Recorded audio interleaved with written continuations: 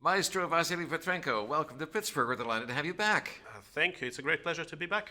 You have brought us a terrific program. Ravel's Daphnis and Chloe, Sibelius Violin Concerto with Ray Chen, Elgar's London Town, the Cockaigne Overture. Great program. Thank you. It's a great time of the year. We're coming for Valentine program on the Valentine week. That's full of love program, full of drama as well. But they all very colorful pieces. They all filled with passion. The Elgar doesn't turn up all that often. Lots of wonderful tunes. It's very exciting. It's a portrait of the city of London.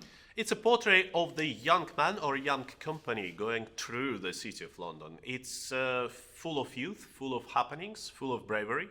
The Cockaigne take its name from Cockney, the culture in London from the young men. They were almost like young hippies at the end of 19th, beginning of 20th century.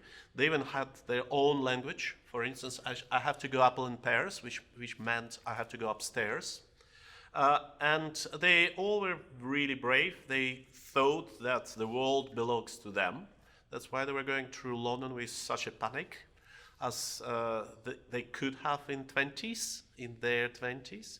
There's plenty of elements. They going through various adversaries. There's a secret secluded garden in it. There's even some secluded church. There's a Salvation Army marching through.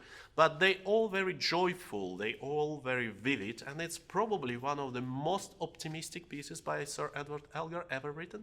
Daphnis and Chloe. Here's an orchestral color masterpiece, sensational. It is the largest orchestra ever written by Ravel. It's a ballet which took him quite a while to produce because of many reasons. First of all, he was needed to do libretto together with Mikhail Fokin, the chief balletmaster of Diaghilev Company at the time.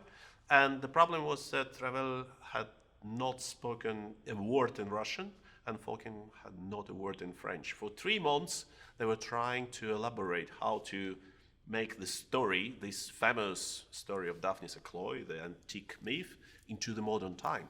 So they took an approach which includes some pirates in it, which includes impersonating of the Panin Syrinx by Daphnis and Chloe, which includes shepherds on stage. There were goats, there were sheep, there were animals. It was a scandal at the time. That's probably what Diaghilev wanted in his Saison Russe all the time.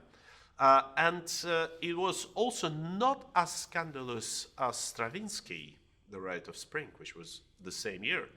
But it was very, very scandalous in the way of vividness of the music, in the way of seductive beginning in the music, and in the way of production. I love it. It's great.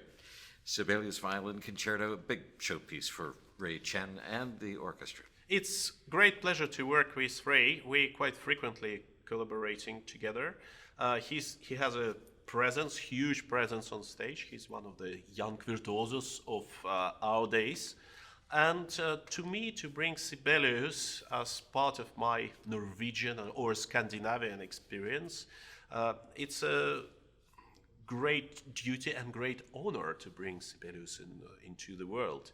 With this, one of the most famous concertos, of course, I expect it's a passion. It's like fire inside the eyes. That's what the Sibelius is about. That's what's the Finnish people about.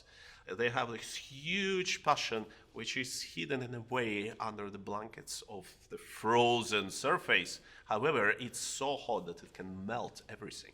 Maestro, great luck this weekend, and can't wait to have you back next year. All the best to you. Thanks so much. Thanks a lot.